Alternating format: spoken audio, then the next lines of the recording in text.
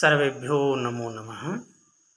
आज हम काव्य शास्त्री परंपरा के प्रमुख हस्ताक्षर के रूप में विद्यमान आचार्य दंडी के काव्य हेतु के विषय में बात विमर्श करेंगे। कवि दंडी साहित्य शास्त्र के एक प्रतिष्ठित आचार्य हैं। उनकी काव्यशास्त्री कृति का नाम काव्यादर्श है। काव्यादर्श में उन्होंने काव्य स्वरूप, काव्य प्रयोजन, काव्य हेतु, गुण, दोष, अलंकार आदि विषयों का प्रतिपादन किया है। उसी रूप में उनका काव्य हेतु भी आता है। वस्तुतः हमारे काव्यशास्त्री परंपरा में काव्य हेतु का निर्देश सभी आचार्यों के द्वारा किया जाता है कि वह कौन सा तत्व है जिसके कारण से काव्य उत्पन्न होता है। सभी लोग काव्य की रचना नहीं करते हैं, कुछ विशेष लोग ही काव्य को लिखते हैं। तो वह विशेष गुण, विशेष धर्म क्या है, उसके संदर्भ में हमारे आचार्यों के द्वारा विचार किया गया। यदि आचार्यों की परंपरा के रूप में काव्य हेतु का हम निर्देश करें तो प्रायः सभी आचार्यों ने इस पर बातचीत किए हैं। जैसे आचार्य मम्मट कहते हैं, शक्ति निपुणता लोक शास्त्र काव्याद वीक्षणात् काव्यज्ञ शिक्षाभ्यास इति हेतुस् तदुद्भवे। यानी शक्ति, निपुणता, अभ्यास, ये तीनों मिलकर हेतु बनते हैं। जन्मजात शक्ति होनी चाहिए, शास्त्रों के अध्ययन से निपुणता प्राप्त करनी चाहिए और निरंतर काव्य मर्मज्ञ के संपर्क में रहकर निरंतर अभ्यास जो लोग करते हैं वही काव्य की रचना करते हैं। ऐसा आचार्य मम्मट का मानना है, उनका कहना है। उसी रूप में आचार्य रुद्रट कहते हैं, तृतीयमिदं व्याप्रियते शक्तिर्व्युत्पत्ति अभ्यासः। यह इन तीन चीज़ों से ही, तीन तत्वों से ही काव्य उत्पन्न होता है, शक्ति, व्युत्पत्ति और अभ्यास।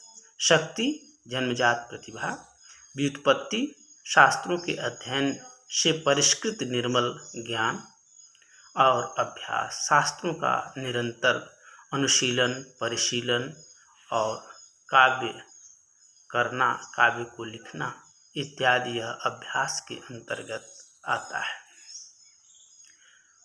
यदि और हम बात करें तो चंद्रालोककार जयदेव भी कहते हैं, प्रतिभैव सुताभ्यास सहिता कविताम प्रति हेतु मृदाम्बुद संबद्धा बीजमाला लतामिव। यानी जिस प्रकार मिट्टी और जल के युक्त बीज समूह लता की उत्पत्ति होती है, लता का अंकुरण होता है, उसी प्रकार शास्त्र ज्ञान एवं काव्य निर्माण के अभ्यास के साथ जन्मजात प्रतिभा काव्य का हेतु माना जाता है। बड़ी महत्वपूर्ण बात इनके द्वारा कही गई है काव्य हेतु के रूप में। पंडित राज जगन्नाथ भी प्रतिभा की ही बात करते हैं। वे कहते हैं, तस्य च कारणम केवला कविगता प्रतिभा। तो इस तरह से हमारे काव्य शास्त्रियों के द्वारा, आचार्यों के द्वारा जो काव्य हेतु की परंपरा विद्यमान है वह बहुत ही महत्वपूर्ण है। उसी परंपरा के संवाहक आचार्य दंडी भी हैं।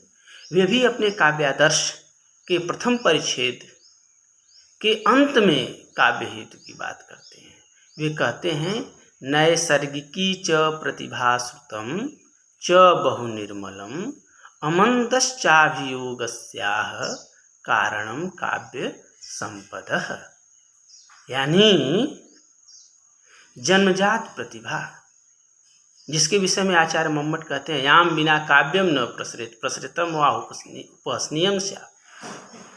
तो जन्मजात प्रतिभा, नैसर्गिक रूप से जो प्रतिभा है, स्वाभाविक रूप से जो प्रतिभा है, विशाल एवं परिशुद्ध अध्ययन और प्रगाढ़ अभ्यास, ये समुदित रूप से काव्य संपत्ति के कारण होते हैं, काव्य हेतु कहे जाते हैं। तो आचार्य दंडी भी यही कहते हैं, प्रतिभा, परिशुद्ध अध्ययन और अभ्यास ये काव्य हेतु। लेकिन आगे आचार्य दंडी अपने काव्य हेतु को बढ़ाते हुए कहते हैं कि न विद्यते यद्यपि पूर्ववासना गुणानुबंध प्रतिभानम अद्भुतम श्रुतेन यत्नेन च वागुपासिता ध्रुवम करोत्येव कमप्यनुग्रहम। यानी चाहे पूर्व जन्म के संस्कार विशेष से उत्पन्न अद्भुत प्रतिभा किसी व्यक्ति में न हो, तो भी काव्य और शास्त्रों के अध्ययन और उनके अभ्यास रूप प्रयत्न द्वारा भली भांति आराधना किए जाने पर वाणी की अधिष्ठात्री देवी वाग देवता सरस्वती कुछ न कुछ अनुग्रह कर ही देती है। कहने का तात्पर्य है कि जो व्यक्ति यद्यपि उसके अंदर जन्मजात प्रतिभा नहीं है, लेकिन वह निरंतर अभ्यास करे, शास्त्रों का अध्ययन करे और काव्य लिखने का प्रयास करे, तो वाणी की अधिष्ठात्री देवी सरस्वती उसकी उपासना पर प्रसन्न होकर के, उसके अभ्यास पर प्रसन्न होकर के उसे कुछ न कुछ कवित्व लाभ प्रदान कर ही देंगी, ऐसा आचार्य दंडी का मानना है, कहना है। पुनः वे अगली कारिका में भी काव्य हेतु के संदर्भ में उसको परिष्कृत करते हुए पुनः बताते हैं, कहते हैं कि तदस्तंद्रैर्निशम सरस्वती श्रमादुपास्या खलु कीर्तिमीप्सुभिः कृषे कवित्वे अपि जनाः कृतसमाः विदग्ध गोष्ठीषु विहर्तुम ईशते। अर्थात इसलिए कवि यश प्राप्त करने के इच्छुक जनों को, जो लोग कवि पद का प्राप्त करना चाहते हैं, कवित्व लाभ प्राप्त करना चाहते हैं, कवि पद पर अधिष्ठित होना चाहते हैं, उन्हें सतत अभियुक्त मन से सरस्वती की श्रम पूर्वक उपासना करनी चाहिए। शास्त्रों का श्रम पूर्वक कठोर परिश्रम के साथ अध्ययन करना चाहिए, काव्यों का अध्ययन करना चाहिए।